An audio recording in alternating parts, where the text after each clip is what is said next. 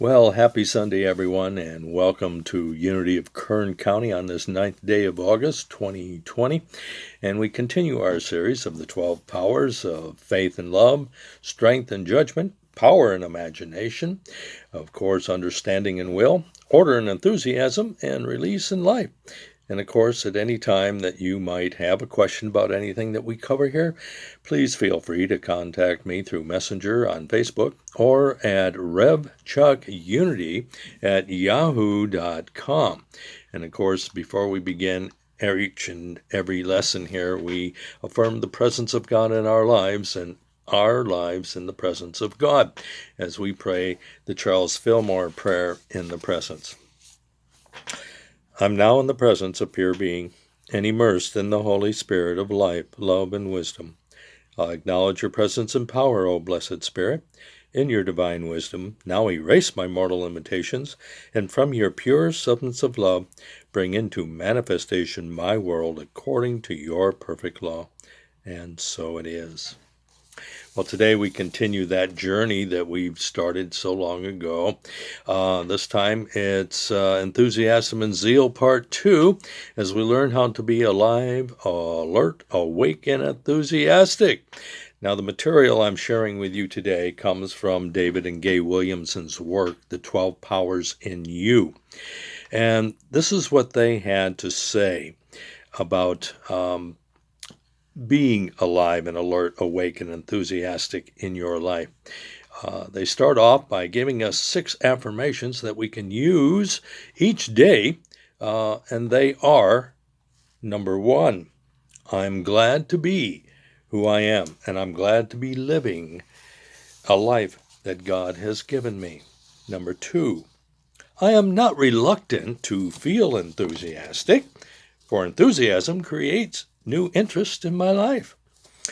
I am enthusiastic about following through on what I said and doing, because I know it all needs to be finished.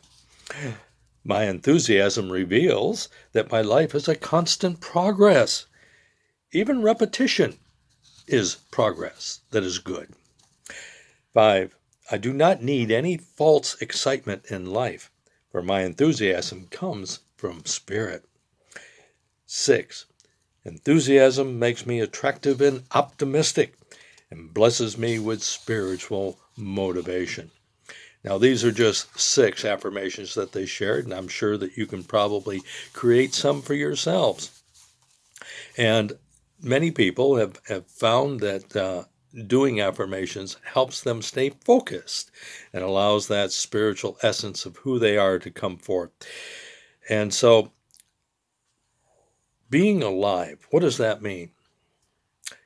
They say being alive causes you to focus your attention of living life to the best of your ability.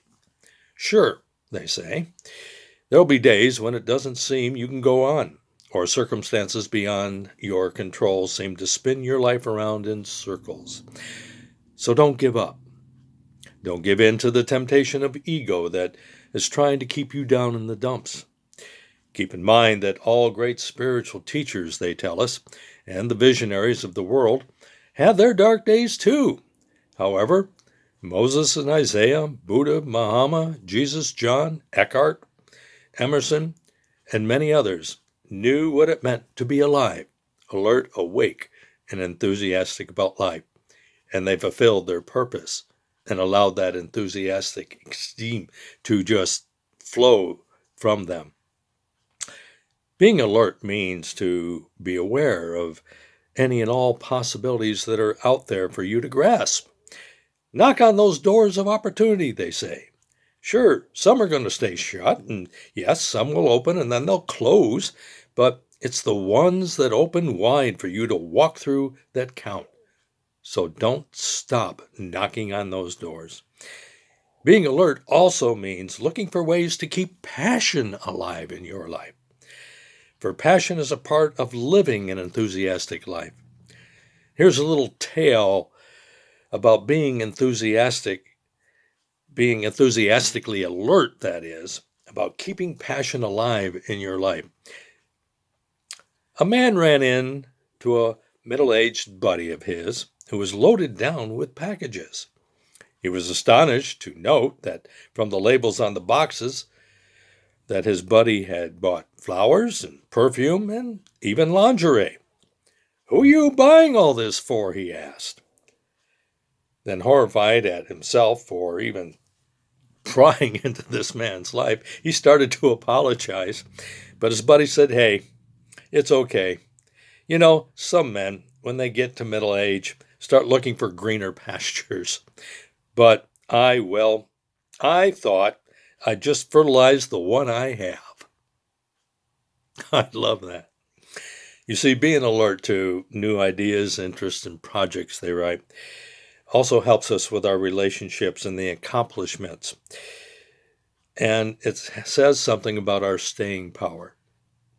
It's about our ability to stay focused and follow through on what really is important and worthwhile in our life. They say being awake is about stopping, looking, and listening to the behaviors of the patterns of your behavior. Do they bring you happiness, excitement, joy, security? A sense of well-being that promotes enthusiasm and a zest and zeal for life. Being awake is about realizing that you have a spiritual center that, when called upon, can help you create a prosperity consciousness, an even greater spiritual understanding. Affirm daily, therefore, the quickening, vitalizing, free-flowing enthusiasm of spirit is working in me, mightily transforming me into newness and zeal for life. This is what they write about being enthusiastic. Being enthusiastic about life begins by changing how you view life. It's been said that nothing in life can be achieved without enthusiasm. Here's a piece that was written several years ago that has helped many people to live more enthusiastically, they say. And it reads, "If I had my life to live over, I'd try to make more mistakes next time. I would relax. I would limber up. I would be sillier, and I would have made more trips. I'd be crazier. I would be less nervous. I'd take more chances. I would climb more mountains, swim more rivers, watch more sunsets. I would eat more ice cream and fewer beans. I would have more actual troubles and few imaginary ones." You see, I'm one of those people who live their life with sensibility and sanely, hour after hour, day after day, keeping my nose to the grindstone. Oh, I've had my moments, and if I had to do it over again, I'd walk barefoot in the early spring. I'd play more hooky, ride more merry-go-rounds, and pick more daisies.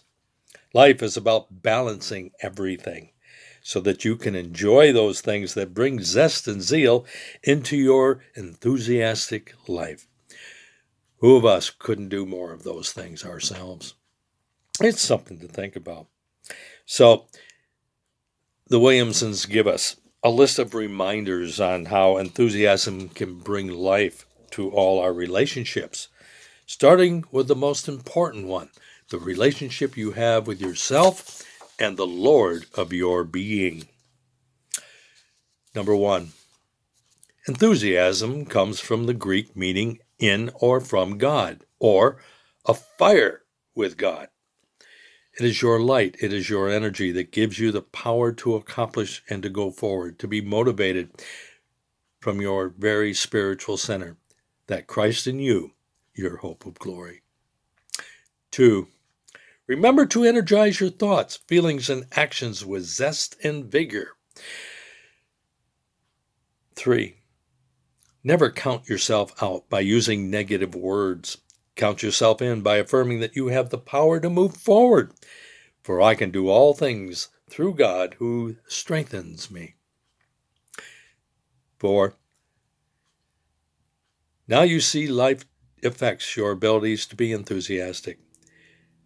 Is the situation hopeless, or is it an opportunity to find answers and solutions? After all, attitude about how we see life determines our actions, and in turn, those actions shape our attitudes. 5. When it seems you're in it all by yourself, remember to reach out beyond the idea and belief that I can do it all myself. No project, no idea, no invention ever came to fruition by just one person. It took a team. So remember, ask for help. 6. When you exercise appreciation by giving praise and positive feedback, it enhances the productivity of the people around you.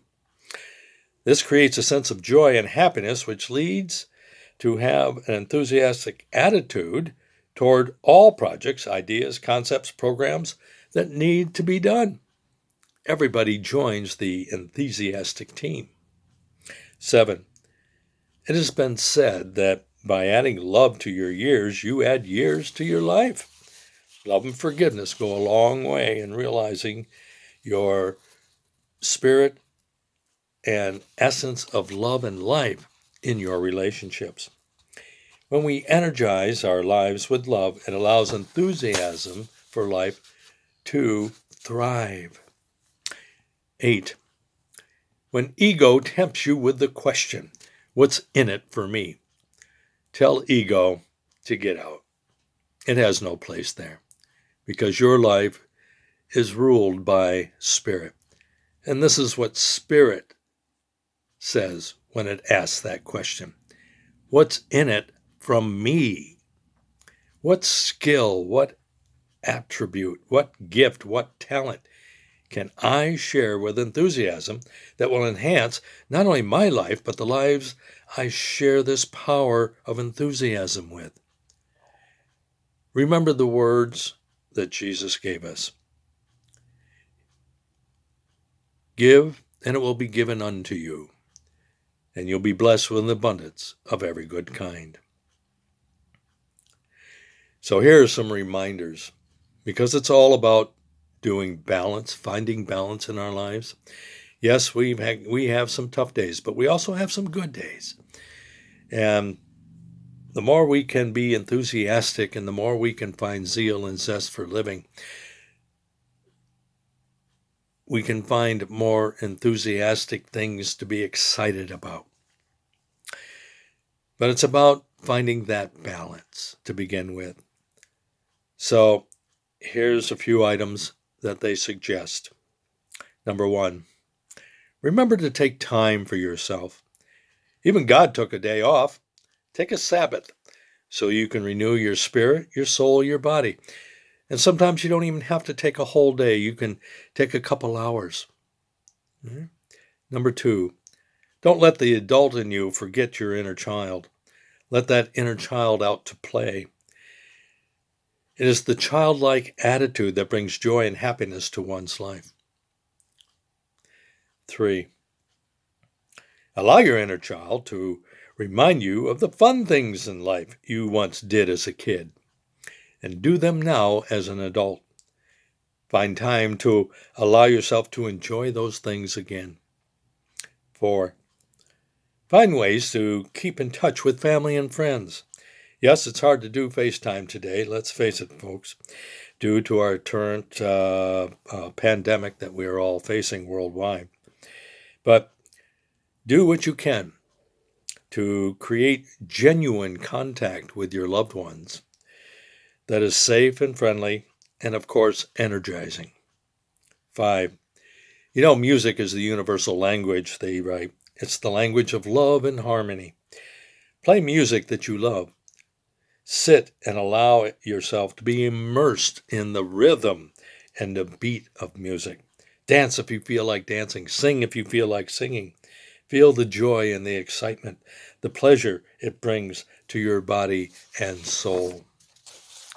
6, keep an open window handy so that you can look out each day and see the beauty of nature, see the birds, see the trees, the flowers, the sky, the clouds, the sun, the moon, the stars. Staying in touch with nature is staying in touch with our own beginningness. 7. Remember to laugh. Read the comics, watch funny videos or TV shows. There's a time for being serious and there's a time for being lighthearted and joyful. It's important that you have this balance in your life, for it adds a positive, peaceful, upbeat, and happy tone to all your relationships. 8. Remember to recreate yourself through recreational activities. Are your vacations work-related? Or are they fun-filled, restful adventures that you seek? Do they offer you an opportunity to be renewed and satisfied? If you can't take a week or two off, then find time to do a mini vacation by taking a couple hours a day just to do something fun and relaxing. It'll go a long way in keeping you healthy by balancing your spiritual, mental, emotional, and physical well-being. I pray that this lesson today has offered you some insights into how you can bring more enthusiastic zeal and zest into your life and affairs. So I leave you with this thought, and it's from Orson Marden. Enthusiasm will steady the heart and strengthen the will. It will give force to the thought and nerve to the hand until what was only a possibility becomes a reality. You have the power. Use it. Let Spirit guide and direct you. So until next time, dear friends, have a great week. Be good to yourself and others. May God bless.